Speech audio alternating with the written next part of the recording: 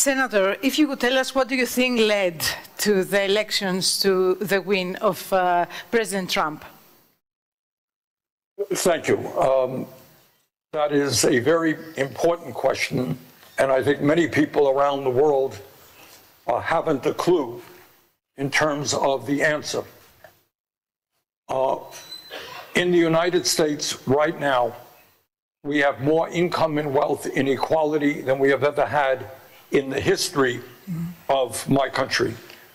You got one man, Mr. Musk, owning more wealth than the bottom 52% of households. One person, more wealth than the bottom 52% of households. The top 1% owns more wealth than the bottom 90%. You got CEOs of large corporations making 350 times what their average workers make. And while the rich have never, ever had it so good, what people around the world don't understand, you know, they think America is a very wealthy country. Well, in one way it is. But today in America, 60% of Americans live paycheck to paycheck. Millions of workers are earning starvation wages. We are the only major country not to guarantee health care to all. 85 million are uninsured or underinsured. 60,000 people a year die because they don't get to a doctor on time. Our child care system is a total disaster. Young people go deeply in debt in order to go to college. And all over our country, people cannot afford housing, which is going up and up and up. So what you have is a situation where working people are struggling, and as is the case with many social democratic parties around the world, the Democratic Party here in the United States has largely ignored that reality. And you have Trump coming along and saying, the whole system is broken.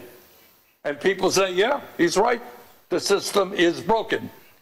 Now, as everybody knows, his solutions will only make a bad situation worse. On the other hand, what the Democrats say is, well, you know, it's not so bad. We're going to do a little bit of here and a little bit there. And nobody thinks they understand what's going on. So Trump wins the election because the American people, vast majorities, are hurting. They want change. And the Democrats, in my view, did not offer an alternative to Trumpism. Hello, Mr. Ruffin. Can you hear us? What do you think explains the rise of Le Pen in France? Okay, it's the obvious question. Okay, why are there working people, though, who voted for her? I would like to start with Bernie Sanders' reaction after Donald Trump's victory. He tweeted, when the Democratic Party abandons working class people abandon the Democratic Party. That one sentence sums up the failure of the left in recent years, not only in the US, but also in France. I recognize the workers of my own country in the Trump vote. I'm convinced that the shift of the people to the right and far right is rooted in a material cause, 40 years of globalization. This globalization has drawn a razor-thin line between winners and losers. The French industry has been destroyed. The working population in factories plunged from 30% to around 10% today. French elites considered that it was a good news.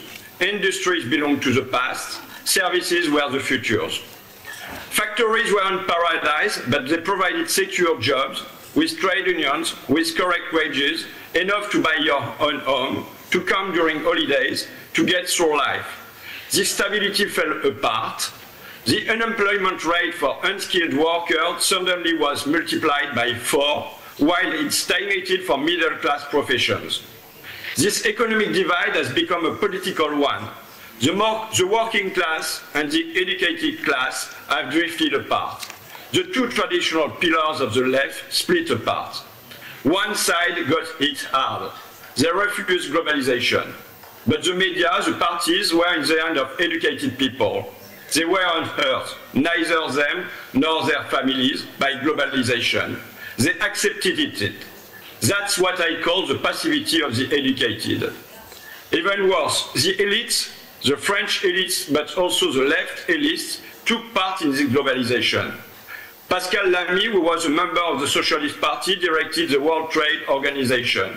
Jacques Delors, another member of the Socialist Party, built this Europe, and he enlarged it to the east, where a lot of factories delocalized. When workers refused it, they were denounced as archaic, as nationalists by the elite, and even by the left. For instance, 20 years ago, during the referendum about the Constitution of Europe, 55% of French people rejected it. It was over 80% among working class people. It was a strong class vote. At that time, the daily newspaper Libération, that supports the left, called it an epidemic of populism.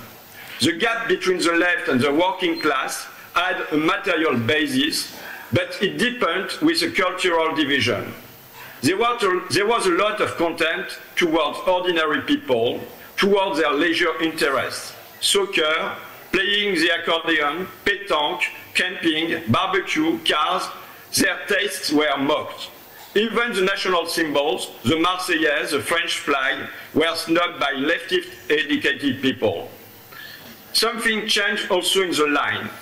Until the 70s, in the left, all speeches opposed rich people or working class people, big money at the top and small guys at the bottom.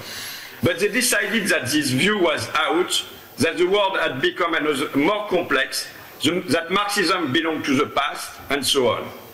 At the same time, the Front National, the far-right party, took a frank stand against this Europe, against globalization, asked for trade protections. They embraced French symbols, of course, but also showed no disregard for the normal way of life. And above all, they pointed at a cause, a devil agent, the strangers, the immigrated people. Born as a classic racist and fascist party, they widened with the economic crisis and with the left demolition. I have seen it in my own region in northern France. It was an industrial area, but factories were sent to Romania, India, China. For 1 century, people elected socialists and communists. I'm now the last left-wing MP outside major cities. So, what can do the left now? What do we try to do? Once again, I appreciated the reaction of Bernie Sanders after Trump's election. Don't give up, he said, and keep on talking to everyone about healthcare, about lodgings, about wages. I think, first, we must make the choice to love our people, to embrace them, whatever. I don't mean it's always easy, but that's a priority if we intend to build a majority. Then, we must divide the world clearly in two sides, between rich people and the working class people. We must point out this time of amazing inequality. We must fight faces, situations, sentences, figures to show it every day. Because we got a big difficulty, working class people don't see rich people anymore. Their bosses, the shareholders, don't live in the same area anymore. They don't see their castles, their luxury anymore. Let me tell you a story. A few years ago, Whirlpool suddenly decided to shut its plant in my city and to lay off all the workers.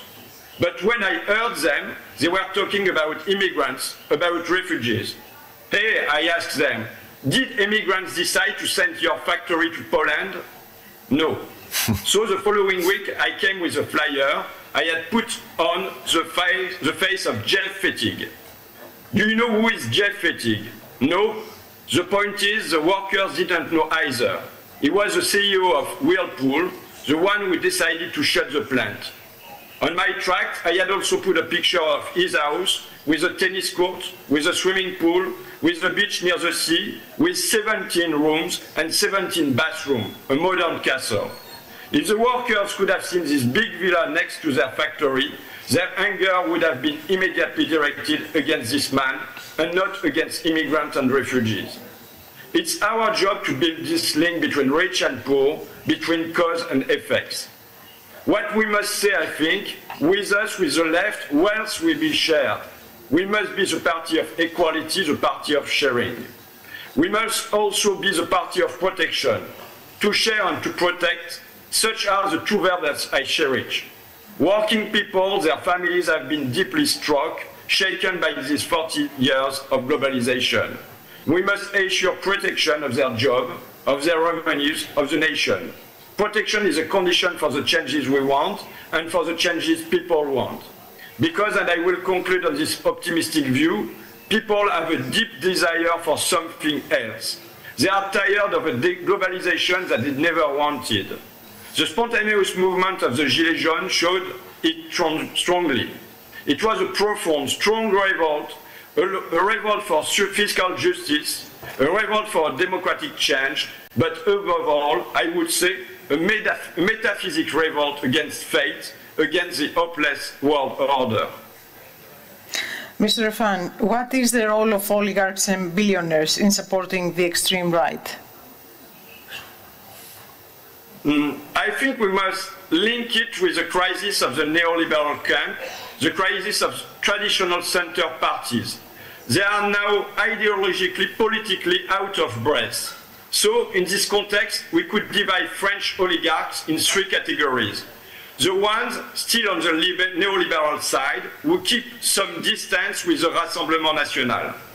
The ones that frankly support Marine Le Pen's party because they are conservative, racist, or traditional Catholics.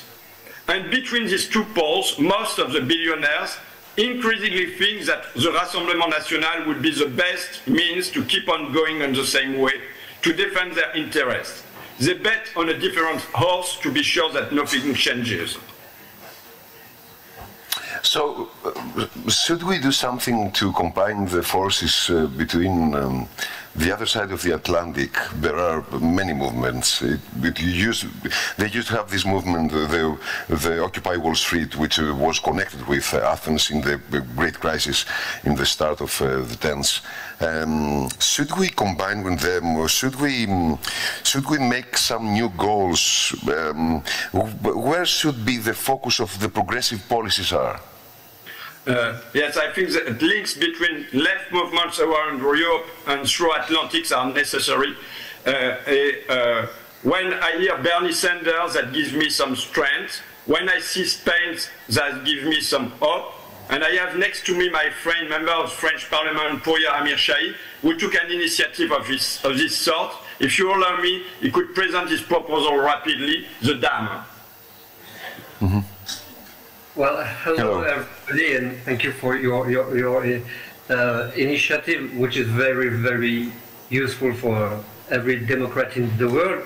So my name is Pouya Amir Shahi. I'm an MP from Paris, and with several other colleagues, deputies, senators, European MPs, we want to build on an international scale a dam against the far right and the rise of neo-fascism you're talking about. Our base of observation is that solidarity networks between the progressists worldwide are weaker than ever, as François said. We are planning on going to countries who have fallen into illiberalism and to learn about their current situation in Hungary, in Argentina, in several countries. I'm going to the US, specifically DC and New York next week, and I'd like to have to meet every progressive MPs there. The goal is to link the actors of an international progressist alternative and to share knowledge and facts to create a front of resistance, and to do so. Even when taking into account our national interests and differences, which we all want to defend. The goal is to overall study together what could constitute a worldwide fight back. You are each and every one of you a spokesperson in your country for this alternative, and to the dam a reference point when building this worldwide network. Thank you for listening. Queridísimo Alexis, queridos François, Eli, Inés, Enrico, Bernie, hola a todos y a todas. Me habría encantado acompañaros hoy en persona en Atenas, ciudad que dio nombre al tema principal de esta conferencia, la democracia. Ciudad que sigue siendo un símbolo vivo de su fragilidad y de su promesa emancipadora. Esta conferencia nos convoca a algo tan urgente como necesario: reconstruir un movimiento transatlántico por la igualdad y precisamente por la democracia. Un movimiento que beba de las luchas contra lo peor de la globalización neoliberal, contra la guerra de Irak y contra las políticas de austeridad que desgarraron el contrato social en tantos países. Ahí en Atenas lo sabéis muy bien. Hablo, sí, de un movimiento que retome el hilo de las conquistas del pasado, culminadas o infructuosas, y lo proyecte hacia el presente y el porvenir, hacia el futuro. Frente a un nuevo ciclo reaccionario que se alimenta de la desigualdad y del miedo, tenemos el deber de ofrecer una alternativa concreta, plural y esperanzadora. Desde España hemos planteado una propuesta clara: una internacional laborista que articule redes de solidaridad entre trabajadoras y trabajadores, entre sindicatos, movimientos feministas, ecologistas y populares, que conciba los derechos laborales como la mejor manera de defender la vida digna de cada rincón del mundo. Esta tarea exige más que consignas, requiere inteligencia colectiva, escucha, alianzas y afectos políticos. Como escribió Theodor Kalifatides, cuando las palabras pierden su significado, también lo pierde la libertad. Recuperar el sentido de nuestras palabras es también recuperar el aliento del internacionalismo, la promesa de una libertad compartida y la posibilidad de un horizonte de cambio verdaderamente universal. Gracias, querido Alexis, queridos compañeros y compañeras, por poner todo vuestro empeño para hacer posible tan ardua tarea.